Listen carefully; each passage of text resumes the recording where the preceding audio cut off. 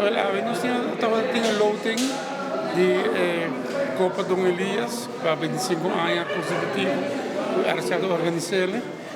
Muito quero Copa que já acaba da tradição de RCA e muito quero do mundo de futebol. Cultura ano RCA está organizando. Muito quero que é um momento que neta hockey que transferência será, que o time não tinha na mesma rodona, quando começa a preparar para o campeonato que está bem vindo. Normalmente é torneio aqui sempre agora guardo jogando no nosso clube, mas a maneira nos torcer a maioria do clube não de Aruba está na base da trabalho não e aí que nós via cooperação com a AFB com o ministro, o senhor Gerlin Cruz, nós hasi aanvraag para ser guiado para o treinador. E não é também mais ou menos 12 semanas seguir.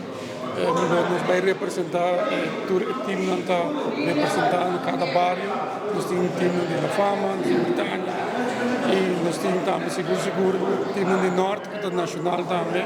E logicamente a maioria de muitos times, a futuro time de Liga Ouro, que também me de força com nós aqui. Nós queremos bini tour, de que torneio aqui, torneio que para Bira Grande, cada quem nesse bim, que não fanaticada, para fazer torneio que mais grande, nós queremos mais bem também mirando que está em roupa, escrevimento de aqui, com o jogador vai de um time para o outro, nós queremos também a roupa interessante, para com cada time está aqui.